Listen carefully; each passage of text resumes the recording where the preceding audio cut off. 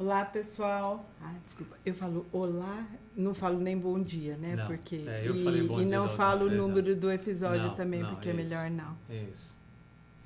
É atemporal. Olá, pessoal.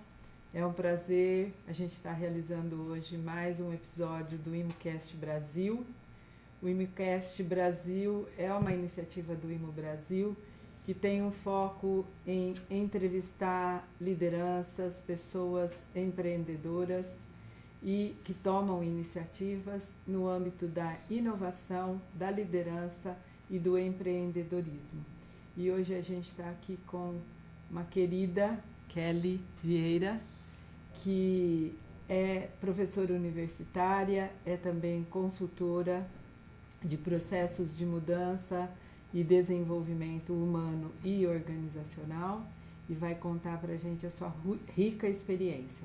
Eu sou Josefina, sou do IMO Brasil e o meu tema de diálogo e pesquisa é diálogo e comunicação. Passando para as apresentações, meu colega. Obrigado, Josefina. Prazer estar aqui com você e com a Kelly. Quem é você? Eu sou Edson, Edson Caseiro. Militei na área de desenvolvimento de pessoas durante muitos anos no setor corporativo e há 7 anos atuo como consultor independente e há 3 anos ligado ao IMO Brasil. O IMO, como a Josefina já falou, é uma rede de consultores. Nós somos em 9 aqui no Brasil, mais 2 em aproximação. E o IMO também está presente, além do Brasil, em mais 11 países. É isso. Kelly, bem-vinda. Prazer estar aqui com vocês duas, viu? Kelly, muito bem-vinda, muito obrigada novamente. E agora eu peço que você faça uma breve apresentação de você e a gente vai introduzindo e a conversa vai ser com certeza um bom processo, um excelente diálogo. E com foco nesse fio vermelho da biografia. Eu agradeço o convite, é uma honra estar aqui e compartilhar um pouquinho, né, da minha biografia, que tem uma associação com as pessoas que estão ao meu redor e com vocês, sem sombra de dúvida. Obrigada. Eu sou paulistana, nascida em São Paulo, de uma família bem humilde. Depois eu vim para o interior. Meu pai morreu eu tinha 8 anos, né? E depois nós fomos para ficar próximo da família da minha mãe, em Franca, por conta dessa morte. E o contexto do desenvolvimento, ele se dá em Franca. Então, ali eu comecei a minha carreira na área educacional, sou apaixonada por educação. Transitei pelo Senac, depois fui para a universidade e eu queria exercer a carreira acadêmica. Foi ali que eu tive uma primeira oportunidade em ser professora universitária. Isso foi lá em 2003, mais ou menos. E tive um chamado, que a gente vai se aprofundando um pouco mais sobre isso, que era a atuação dentro das organizações, desenvolvimento de pessoas e organizações que tem a ver com a minha missão de vida. Então, você vê que, além dessa sua vocação para a educação, você começa a enxergar a empresa como um grande espaço de educação e desenvolvimento de pessoas. É isso? Exatamente isso, Josefina. Falando em questões biográficas, né, de Marcos, tem um grande marco que acontece na nossa biografia, que são os nódulos, nódo, né, lunar. Sim. E no segundo, que é ali com 37, mais ou menos, eu tinha uma inquietação. No momento de um casamento muito complicado, eu também tinha uma questão que vinha comigo: o que eu estou fazendo neste mundo? O que eu vim fazer aqui? Né? Era algo bem interno, né? As pessoas precisam compreender que existe uma voz, que a gente tem uma voz. E depois de muito ler, estudar, essa resposta ela veio, né? De alguma forma veio. E eu lembro exatamente da forma como veio essa resposta, que foi: o que eu estou fazendo aqui? Qual que de fato é a minha missão? Desenvolver pessoas e organizações. Aí eu fiz a pergunta: como? Né? E aí esse como veio: pela sua atuação na área acadêmica, que eu já era professora, e que de alguma forma indireta chegaria às pessoas por conta dos alunos, chegaria às empresas por conta dos alunos, né? E isso de fato foi acontecendo. E a resposta foi também na consultoria, mas eu estava bem distante nesse momento. E no IMO a gente tem um princípio, né, que tudo começa com a pergunta, com a questão que o cliente tem, com a questão que cada um de nós temos. E o que eu estou ouvindo de você é que você fez uma pergunta, né? A pergunta é a que vim, né? Para que eu vim? E depois como, e aí como atuar, o que fazer. E aí, falando desses marcos na sua biografia pessoal profissional, o que é um ponto que você considera assim de virada do ponto de vista de olhar a liderança? O meu trabalho, a partir do momento que, de fato, eu também faço perguntas, né? Quais são suas dores? E eu tento, num primeiro momento, fazer um movimento para que ele olhe para ele. Quem é ele? De onde ele veio? Quais são as questões dele? Porque aí a gente consegue perceber que as dores na atuação corporativa muitas vezes está relacionado, às vezes, com uma miopia que ele mesmo tem. Porque ele precisa, no primeiro momento, sendo um gestor, se desenvolver enquanto pessoa. Entender as suas dores para aí mexer um pouco ou tocar um pouco na questão da empatia, né? De perceber que todo mundo tem uma dor. E eu costumo também dizer que numa relação, independente de qual seja ela, profissional, pessoal, amorosa, independente, eu costumo dizer que sempre tem duas verdades, falando de uma dupla, né? Sempre tem duas verdades e existe a realidade. A realidade é o encontro de duas verdades. Que bonito. O Kelly, você traz essas questões assim, a gente percebe que você tem uma certa propriedade para falar dessa questão isso tudo acontece na alma humana, né? Ou seja, no contexto da alma humana, né? Essa é uma questão que eu queria que você trouxesse um pouquinho mais para a gente. Qual tem sido o seu ponto de descoberta dessa questão referente à alma humana? Como é que se situa a alma humana nas corporações hoje, entendeu? E como é que e que relação isso tem com o seu trabalho, até com a sua formação mesmo? Como é que você tem essa leitura, assim? Meu processo de desenvolvimento parte pelas minhas dores. Né? Tudo é na dor. A gente busca caminhos e alternativas, ou mesmo uma cura para aquilo que a gente está passando, para aquilo que a gente de fato está vivendo, sofrendo, né? Então foi hoje, depois de décadas, né, de trabalho comigo mesma, claro, sempre não sozinha, procurando profissionais, terapeutas, fazendo um caminho de busca que não só sozinha, em que hoje eu consigo dizer que minha grande escola foi o meu casamento. Por mais difícil que ele tenha sido, por mais dores que ele me provocou, né, que a minha relação provocou. E foi realmente por meio dessas dificuldades que eu queria entender o porquê que eu estava daquela forma, o porquê que eu de alguma forma me sujeitava a várias situações. E com base nisso, eu encontrei, no primeiro momento, em 2005, mais ou menos, 2004, eu encontrei a antroposofia. Que não era nem comigo no primeiro momento, era com meu filho, que era a pedagogia Waldorf, a partir de uma amiga que trouxe algumas questões que estavam acontecendo com meu filho, e ela me fez a pergunta: você conhece a antroposofia? Olha, acho que eu já li alguma coisa, mas aquilo tinha passado despercebido quando eu fiz uma leitura que eu já nem me recordo. E foi a partir daí que eu me deparei com esse universo da antroposofia, até que eu consegui iniciar um processo de um trabalho, e que foi o meu encontro com a Josefina. Pois é. Né? Foi o nosso encontro. Quando a gente coloca movimento, a energia, ela vai atraindo as pessoas que precisam estar com você na sua jornada. É isso que eu acredito. E foi nesses estudos, eu comprei, na época, eu acho que comprei todos os livros que existiam, que estavam disponíveis na editora antroposófica. Eu comprei tudo, li tudo, e encontrei com uma pessoa num evento que tinha sido contratado para poder fazer uma profissionalização da gestão. A família era para afastar de uma indústria em Franca.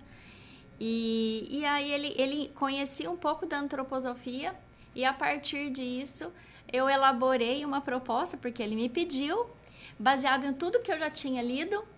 E aí foi aprovado. A hora que foi aprovado, eu falei, meu Deus, eu não posso estar sozinha, né? Eu preciso de alguém que tenha a vivência, né? Porque aquilo fazia muito sentido para mim, e tinha algumas falas que eu tinha, quando eu fui lendo os livros, eram já falas minhas. Né? Eu já falava sobre isso. Eu já falava antes de fato, ler sobre a antroposofia aplicada às organizações, né? Em algumas frentes tem uma linha que é chamada até pedagogia social, e foi por aí que eu fui. E por conta disso, o meu filho tinha iniciado um acompanhamento com uma pedagoga curativa, e foi através dela, Marina Kalash, que ela me apresentou a Josefina, porque eu comentei com ela, falei, não, eu tenho uma amiga, eu acho que vocês podem conversar. E aí foi aí que eu e a Josefina desenvolvemos um trabalho de 3 meses com uma proposta. Então, meu início a atuar com a antroposofia dentro das organizações foi junto com a Josefina, nessa indústria. E foi muito bacana, porque você estava munida de todo aquele conhecimento, né, de tudo aquilo que você tinha lido. Então, qualquer ação que a gente planejasse junto, você conseguia conectar. Qual é a referência de fazer isso, né? Qual a referência de colocar as pessoas em diálogo? Qual a referência de criar exercícios? E foi um belo trabalho que a gente fez, né, com um grupo mais masculino naquela empresa, né? Mais de... Só tinha homens. Isso, né? Só homens. E nós duas de mulheres. Nos diferentes níveis, né? E aí foi muito bacana, assim, como a gente pôde criar um bom processo de desenvolvimento, e aí aprende com o cliente, né? Na prática a gente também aprende.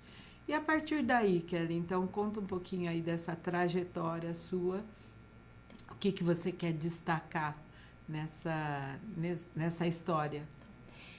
Isso foi o primeiro passo, né? Para ir para a prática da consultoria, que era algo que lá em 2006 que veio a resposta, atuar dentro das organizações como consultora, que foi um degrauzinho. E eu me lembro que, estando também na academia, né, na universidade, teve o seu encontro com a liderança horizontal, né, com o livro do Adrian. Então, se você puder contar um pouco sobre isso, ou o que antes você quer contar. Essa trajetória da antroposofia, ela permeia até hoje, né? Desde como tem tudo a ver comigo, foi um processo que foi amadurecendo aos poucos, né? E aí eu tive, logo nessa época, pouco depois do nosso trabalho, né? Você me apresentou a liderança horizontal, me presenteou com qualidades, né, centrais da liderança horizontal. Participei do grupo da visita do Adrian em Olambra. E ali se abriu um leque. Eu ainda não... Eu estava ainda num processo de um divórcio complicado e morava ainda em Franca. Depois disso, eu acabei conseguindo me divorciar, vim para Ribeirão, que a Ribeirão é a cidade do meu coração, né? Eu sabia que aqui que eu precisava fincar as minhas raízes, era muito mais um sentimento do que realmente uma certeza. E vindo para cá, as coisas se tornaram um outro rumo, né? Eu tive um fortalecimento muito grande, uma penetração muito grande dentro das universidades em Ribeirão Preto. Atuei em várias, né? E uma delas foi um marco muito grande, porque eles tinham um investimento muito alto nos professores, e logo eles entenderam como era o meu trabalho, que eu de fato era uma pesquisadora, sem ter exercido ainda a função enquanto professora. E aí eu comecei a escrever, era prática na instituição na época. Eles me propuseram que eu fizesse os livros, né, da instituição dentro da área de gestão e com o foco voltado para a gestão de pessoas, né, inclusive os subsistemas aí de RH. E ali eu escrevi muitos livros, e com base nisso, os pilares sempre foram a antroposofia. E quando lidava em algum capítulo, alguma unidade que falava sobre as pessoas, a liderança, eu trouxe as referências do Adrian, as referências do Hermanos, né? Tudo aqueles textos publicados pelo Hermanos. Uhum. Então, eu sempre ia trazendo, e eu pensei que quando fosse passar por uma revisão, por não fazer parte, assim, da área acadêmica, mas tendo referência, né? Fundamentado, que eu pudesse passar por alguma...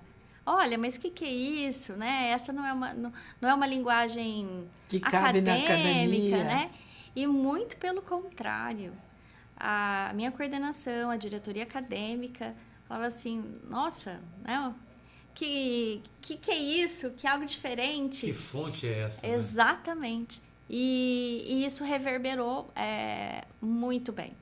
Então, isso foi feito. Tem o registro, né, nesses materiais que foram desenvolvidos e com essa linguagem acadêmica, com referência à pedagogia social, ao AD, as qualidades da liderança horizontal. Isso tem registro. Muito legal saber disso. E nós temos uma colega também da academia na Itália, a Érica, que também fez todo esse trabalho dentro da academia, acabou de escrever o livro, né, com esse foco. Então, precisamos aí criar essas trocas, né, de tudo que seja feito de forma super genuína no Brasil, né, e rica para esse ambiente. E como que a gente pode, então, socializar melhor, distribuir melhor, compartilhar melhor sobre isso. Ô Kelly, você sabe que eu sinto, né, também como profissional da área, a gente milita numa área muito próxima. Eu também tive uma atuação na academia, ainda que de uma maneira curta, rápida, mas eu gosto muito desse assunto, né? E o que eu sinto nas empresas hoje, pelo menos de uma maneira ainda não muito revelada, é que essa busca por algo que tenha mais sentido, a gente pode chamar isso de uma busca maior, uma busca interior pela espiritualidade, vamos dizer assim, mas não religiosidade. A espiritualidade que é aquilo que tem dentro do ser humano, que é a sua essência, que é a sua centelha divina, vamos dizer assim, que a gente busca por isso dentro das organizações. E que vem totalmente num caminho contrário, mas complementar ao materialismo, né? Ou seja, a gente tem uma função hoje de comando e controle muito forte, que busca só aquelas questões, mas eu sinto que a alma humana, ela busca por essa questão de participar. E a liderança horizontal traz isso, né? Como é que você tem sentido isso dentro das suas pesquisas, da sua busca interior e até da sua busca frente ao que os clientes demandam de você hoje? Então, a minha forma até de atuar dentro das organizações vai ao encontro da espiritualidade, sem sombra de dúvida, né? Porque no primeiro momento entender as dores do ser humano, né? Num primeiro momento da diretoria. Então, meu trabalho sempre pautado na diretoria, estando presente dentro daquilo que se quer, senão a gente não consegue desenvolver um trabalho. E recuso, comprometimento, né? E recuso também, porque eu trabalhar com com a linha tática sendo uma demanda deles e não da diretoria, a coisa não avança, né? E eu não uso nenhum slogan, né? Não falo de liderança horizontal, não dou conceitos, né? Não faço menção, isso é antroposofia. Sim. E a partir do que eu percebo, né, que tenho de demanda, eu vou nas dores que eles me apresentam. O primeiro passo que eu dou é trabalhar com essas lideranças no despertar dessas dores e dessa aproximação da relação humana, né, para depois entrar nos processos. Uhum. E com isso eu consigo, a cada situação que acontece, eu sempre consigo atuar, e acho que é por isso que eu fico tanto tempo nos lugares. Uhum. Eu não tenho uma passagem rápida. E aí o que eu estou ouvindo você cria uma conexão de almas. Eu sempre digo, é um encontro de almas. Uhum. E aí a gente vê esse aspecto inovador que você trouxe lá no campo da universidade, todo esse trabalho de pesquisa e de escrita, né? E agora esse aspecto prático, né? Que acho que isso é algo assim, que é a essência, né, de todos esses princípios e valores, como é que eles permeiam a prática do trabalho do consultor, do trabalho do gestor, do trabalho do líder, né? E que tem esse fio invisível de conexão, que é olho no olho, né? Que é identificar onde que é a pergunta que a pessoa tá lidando, com que perguntas e questões ela está se deparando. O que você enxerga que hoje são as principais questões que aparecem no ambiente organizacional? Eu vejo que, primeiro, é o próprio sofrimento do ser humano, né? A educação falha muito por não ter, no processo de formação lá da criança, a educação do jovem, básica. Na educação básica mesmo. Uhum. Desculpa. O princípio do autoconhecimento, que a carreira faz parte da pessoa, a carreira não é da empresa. Então, hoje, no atual momento, é uma crise muito grande implantada no mercado, na sociedade, porque existe uma transferência e uma insatisfação generalizada em todas as instâncias, nessa confusão de que a responsabilidade da carreira, do seu desenvolvimento enquanto pessoa, enquanto profissional, está nas mãos da empresa. E esse eu vejo que é um dos maiores males desse momento, né? E isso acaba impactando na falta de comprometimento que as pessoas, por conta das dores, não que elas não são comprometidas, mas a energia faz com que as pessoas elas não consigam colocar movimento a contento para o desenvolvimento de onde elas se encontram. E isso impacta nos processos, na bagunça dos processos. Então, eu vejo que são esses dois pontos, né? No primeiro momento, porque tudo começa no ser humano, tem a ver com esse desencontro das pessoas, da identidade, né? E, no segundo, isso impacta nos processos, na fluidez da operação. Sim. E nessa linha, né, olhando esse desafio, então, que as organizações estão passando hoje, né, a gente tem ouvido muito, né, eu não consigo contratar pessoas.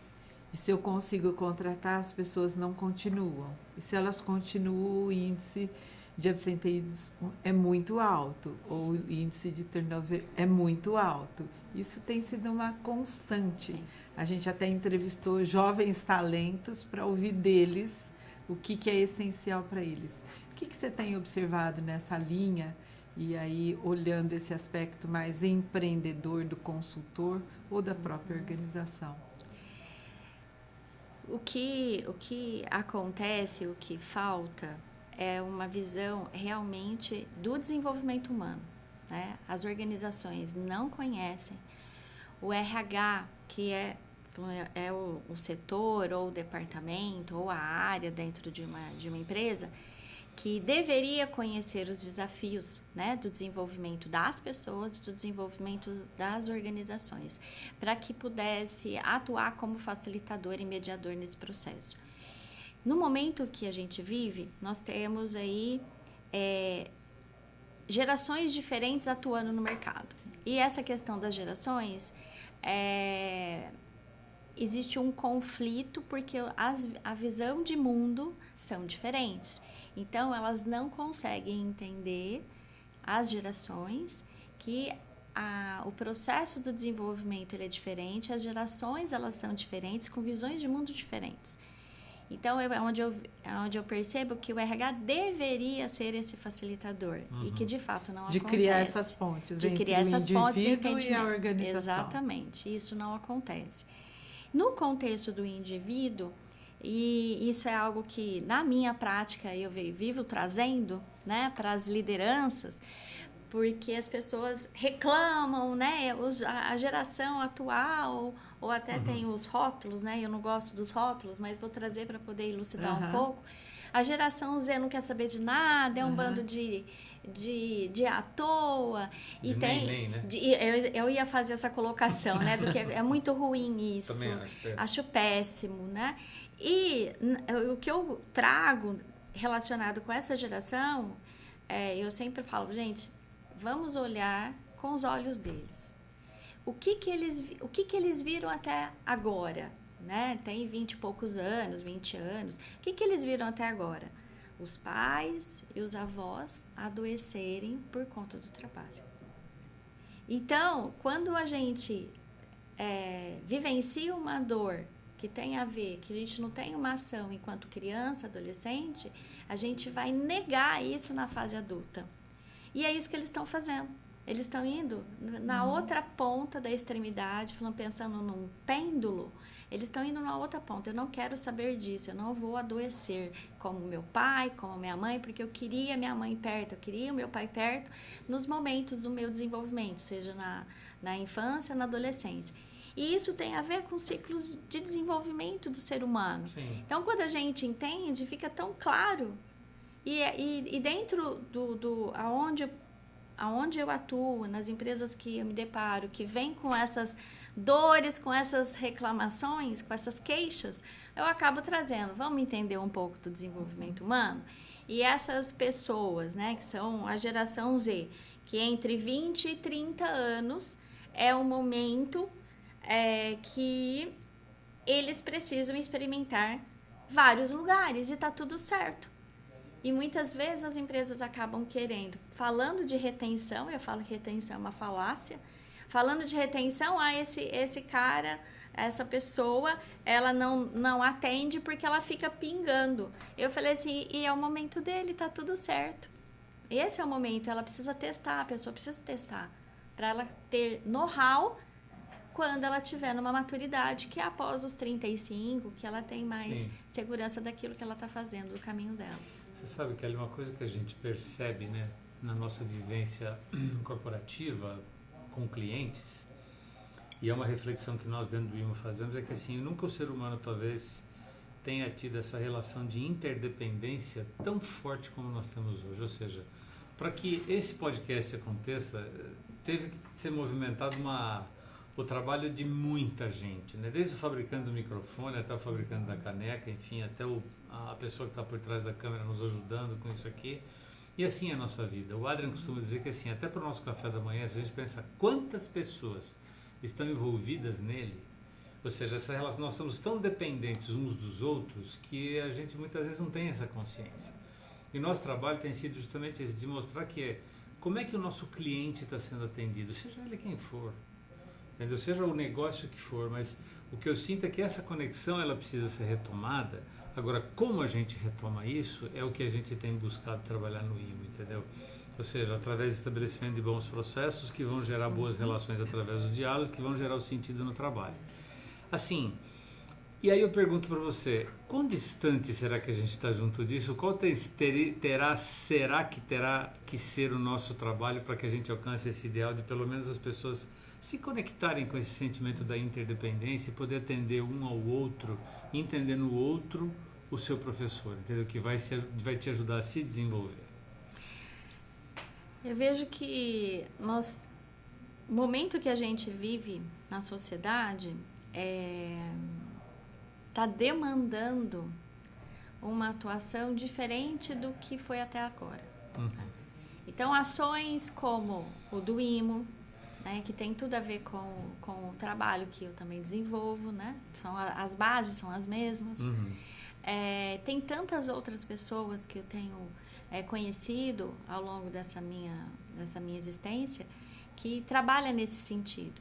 Então, é o trabalho da formiguinha. Né? É o trabalho da formiguinha que vai ajudar nesse processo, nesse despertar das pessoas e consequentemente nas organizações, porque é ali que as pessoas estão. Eu acho que é um processo pequeno, né, de formiguinha, mas que existe uma solidez, que aonde você atua aquilo, se reverbera, é porque você deveria estar ali, aí você vai impactar a vida de várias pessoas. E aí esse processo, ele se expande ao criar indiretamente. Essas conexões. Exatamente. Né? Exato, tá. Assim e aí vejo. são os pequenos passos, né? No IMO a gente tem essa imagem do qual o seu primeiro passo concreto amanhã. Não é a sua corrida, o seu caminho inteiro, mas só um primeiro passo. Né? E como que isso pode, então, consolidar as bases, porque como a realidade muda, o passo vai ser pequeno de acordo com a realidade, que amanhã muda de novo. Né? E o que mais, Kelly, está presente aí? Como é que você leva essa questão biográfica da pessoa e da organização? Como é que você tem trabalhado isso? Que você tem toda essa pesquisa no âmbito da biografia também. Sim. Desde que eu conheci a antroposofia, eu me coloquei e falava que ia, em algum momento, fazer uma formação. Lá atrás, no começo, eu até procurei, ainda tinha Artemisia, e eu ficava encantado de ver as publicações, né? Mesmo a internet não sendo tão explorada, a fluidez das informações tão rápida assim, mas eu vivia acompanhando. Eu falava, em algum momento eu vou fazer uma formação, né? E conforme a vida vai caminhando, e numa situação, como eu falei no início, né, de uma dor, eu passei por uma questão de saúde que chama, de uma forma popular, congelamento, ombro congelado, né, que realmente ele congela, né, ele trava. Tinha feito um procedimento, fui resgatar a leitura de um livro, que é um livro que eu fiz várias referências quando eu estava escrevendo os materiais, que é do Jair Moge. Sim. Tomar as rédeas da... Tomar a vida das próprias mãos, é isso? Essa da Não, Gudrun, esse é né? Essa da Gudrun, alguma coisa, tomar as rédeas da sua carreira, alguma coisa assim, que é do Jair Moge. Acho que é de carreira mesmo. E aí eu peguei esse livro, até por conta de uma ligação que eu estava tendo com a minha irmã no momento, e aí revi os setênios, as crises no âmbito do desenvolvimento humano, e no final do livro falava-se da formação em aconselhamento biográfico, DELEB. E olha que esse livro ele era de cabeceira, e eu nunca tinha me atentado para isso. Naquele dia eu já acionei para poder entender como é que era, como é que seguiria aquilo.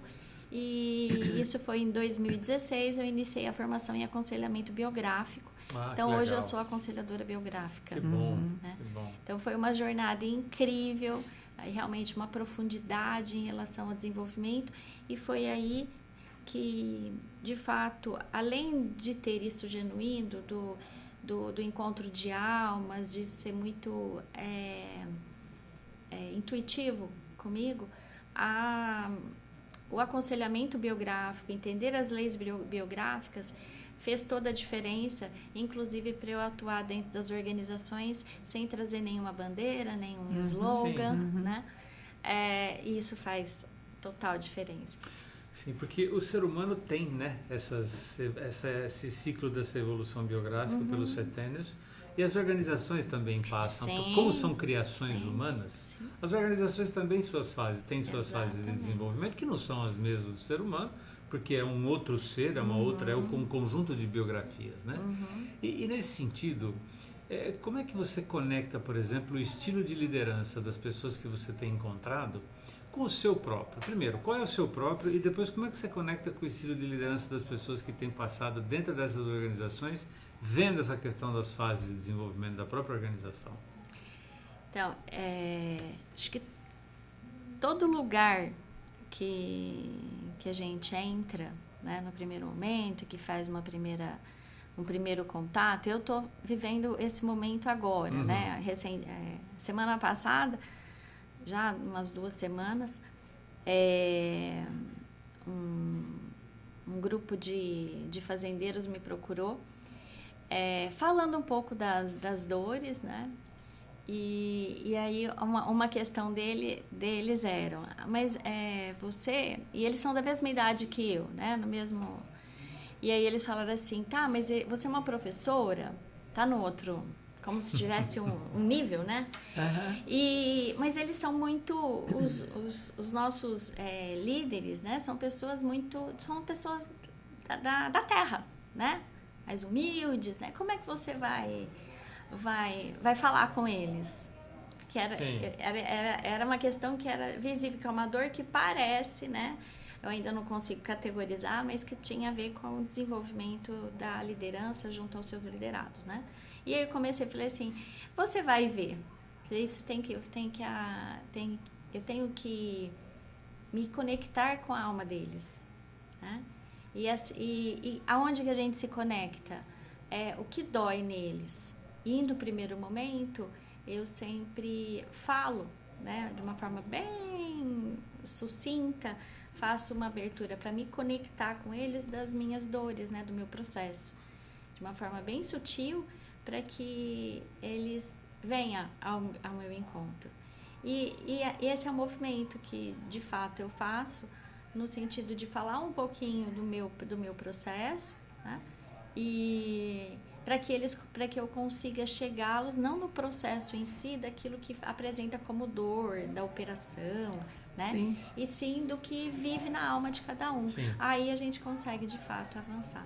Então eu falo que é a conexão que existe dessa energia que, se avança o trabalho, pelo menos num diagnóstico que seja, é porque você teria que estar ali. Então você tem que fazer uma harmonização em termos energéticos para ver se a coisa, para avançar um trabalho. E aí o tanto que ter passado e olhado para o seu processo biográfico, para o seu processo profissional, né? E então a partir de você pode contar a sua história, né? E ouvir também a história do outro. Kelly, muito legal tudo isso que você está trazendo para a gente. E a gente está encaminhando agora para o fechamento do nosso IMOcast Brasil. O que é a essência que você quer deixar? O que é uma mensagem para os alunos, para os estudantes, para os líderes, para os colegas consultores? A chave para uma satisfação, um desenvolvimento, tem a ver com o caminho do autoconhecimento. Independente de ferramentas que se busque. Busque o autoconhecimento, né? No primeiro momento, entender quem somos, para que estamos aqui, o que eu tenho de melhor, atuar naquilo que de fato gera satisfação. Então, busquem o autoconhecimento, independente de qual é a atuação, se tem uma frente ou está numa função, num cargo de liderança, ou de fato se está numa função técnica, operacional. O autoconhecimento, ele é a chave para tratar as dores do ser humano. Mesmo que doa, né? Não é algo simples, né? Mas a gente deve procurar algo que a gente dê conta e que faz sentido. Se fizer sentido, é porque você está no caminho certo. Muito bom. Muito bacana. Edson? Aqui eu estou bem. Kelly, muito obrigado por ter dividido todos esses insights conosco aqui, entendeu? Com o pessoal que nos assiste. E tenho certeza que é uma mensagem que vai perdurar durante muito tempo aí. Também quero agradecer e agradecer a todos os ouvintes e ver como que a vida prepara alguns encontros que a gente não espera, né? Mas é nessa teia de encontros, né, como aconteceu com a gente, né, de eu ser convidada para trabalhar com alguém que eu nem conhecia, né? Mas como que quando o diálogo cria essa conexão, isso vai tecendo uma rede muito grande e foi muito bonito ver toda essa evolução que você tem passado, Kelly, como você tem contribuído para as lideranças das organizações. Então, muito obrigada e até o próximo episódio. Eu que agradeço. Obrigado, Kelly. Obrigada. Ok?